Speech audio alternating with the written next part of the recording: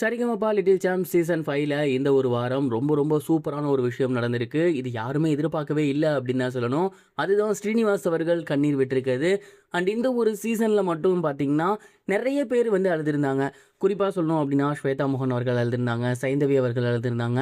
ஏன் எஸ்பிபி சரண் அவர்கள் கூட அழுதுருந்தாரு. ஆனா ஸ்ரீனிவாஸ் அவர்கள் ஒருபோதும் அழுததே கிடையாது.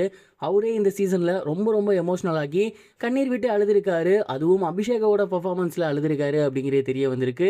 என்ன நடந்திருக்கு அப்படிங்கிறத தான் இந்த ஒரு வீடியோவில் நம்ம பார்க்க போகிறோம். சரிகமபா நிகழ்ச்சியில் இந்த ஒரு வாரம் மௌனராக வாரம், அதாவது மெலடி சாங்ஸ் வாரம். பொதுவாகவே ஒரு சீசனில் இவங்களாம் வந்தால் நல்லா பாடுவாங்க அப்படிங்கிற ஒரு மைண்ட் செட் நமக்கு வந்திருக்கும். ஏன்னா அப்படி ஒரு 4 பேர் இருப்பாங்க. பட் இந்த வாரம் யாருமே எதிர்பார்க்காத விதமாக எல்லா கண்டஸ்டன்ஸுமே ரொம்ப ரொம்ப சூப்பராக பாடியிருக்காங்க.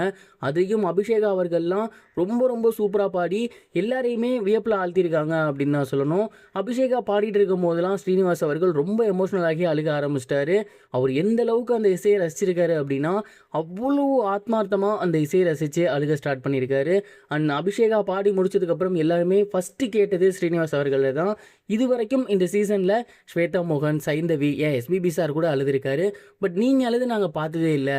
நீங்களே இப்போ அழுதுருக்கீங்கன்னா என்ன காரணம் சார் அப்படின்னு கேட்கும்போது, அவர் வந்து சொல்லியிருந்த வார்த்தை ஒன்றே ஒன்று தான். நீ வந்து தெய்வ குழந்தை, உன்னோட வாய்ஸில் ஏதோ ஒரு ஈரம் இருக்குது. இந்த பாடலை அவ்வளவு அழகாக, அவ்வளவு அருமையாக, ஆத்மார்த்தமாக பாட முடியும் அப்படின்னா அதுக்கு இதுதான் எக்ஸாம்பிள். அவ்வளவு சூப்பராக இருந்துச்சு. என்னால் நீ பாடுறத கேட்டு கேட்டு கேட்டு அதோட ஒரு எக்ஸ்ட்ரீமாக கண்ணீர் தான் வெளியே வந்துச்சு. அதுதான் என்னால் சொல்ல முடியும். God bless you. கண்டிப்பாக நீ மிகப்பெரிய அளவில் வருவ அப்படிங்கிற மாதிரி அபிஷேகாவை பார்த்து சொல்லியிருந்திருக்காரு. அண்ட் அபிஷேகாவிற்கு கோல்டன் பர்ஃபார்மன்ஸுமே இந்த ஒரு வாரத்துக்கு கொடுத்துருக்காங்க. தொடர்ந்து அபிஷேகா அவர்கள் வார வாரம் ரொம்ப சூப்பராக பர்ஃபார்ம் பண்ணி வந்துட்டு இருக்காங்க.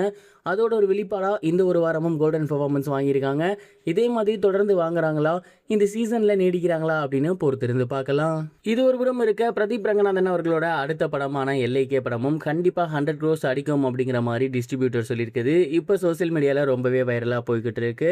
விக்னேஷ் சிவன் அவர்களோட இயக்கத்தில் அனிருத் அவர்களோட இசையில் எஸ்ஜே சூர்யா, பிரதீப் ரங்கநாதன், கீர்த்தி, கௌரி அப்படின்னு மிகப்பெரிய ஒரு நடிகர் பட்டாளத்தோட உருவாகி இருக்க படம் தான் எல்ஐகே. அண்ட் இந்த ஒரு படம் போஸ்ட்பாண்ட் ஆகி கடைசியாக ஏப்ரல் 10 ரிலீஸ் அப்படிங்கிற மாதிரி சொல்லியிருக்காங்க. பட் இதுவுமே இப்போ வரைக்கும் அஃபிஷியலாக அப்படிங்கிற ஒரு டவுட் நமக்கு இருந்தாலுமே கண்டிப்பாக ஏப்ரல் 10 தான் அப்படிங்கிறத ப்ரோமோ வெளியிட்டு சொல்லியிருந்தாங்க. அதை தொடர்ந்து இப்போ டிஸ்ட்ரிபியூஷன் ஸ்டார்ட் ஆகியிருக்கு. அண்ட் இந்த ஒரு படத்தை சமீபத்தில் ஒரு டிஸ்ட்ரிபியூட்டர் பார்த்துட்டு அவரோட சோசியல் மீடியா பேஜில் ரொம்பவே சூப்பரான ஒரு ரெஸ்பான்சிவ் கொடுத்துருக்காரு. குறிப்பாக அவர் என்ன சொல்லியிருக்காரு அப்படின்னா, பிரதீப் ரங்கநாதன் அவர்களுக்கு அடுத்த 100 கோடி படம் ரெடி அப்படிங்கிற மாதிரி சொல்லியிருந்திருக்காரு. அண்ட் இது இப்போ சோசியல் மீடியாவில் பயங்கர வைரலாக போகுது. பிரதீப் ரங்கநாதன் தொட்டதெல்லாம் பொண்ணா போய்கிட்டு இருக்கு. கடந்த 3 படங்கள் 100 கோடி, இந்த படமும் 100 கோடி கிளப்ல இணையுதா, அவங்களுக்கு மிகப்பெரிய ஒரு கம்பேக்காக அமைதா அப்படின்னு பொறுத்திருந்து பார்க்கலாம். இது வரைக்கும் கனெக்டிங் டிவிக்கு சப்ஸ்கிரைப் பண்ணனா மறக்காம சப்ஸ்கிரைப் பண்ணிக்கங்க. உடனடி அப்டேட்ஸ் பெறுவதற்கு நோட்டிஃபிகேஷன் பெல்லையும் கிளிக் பண்ணிக்கங்க.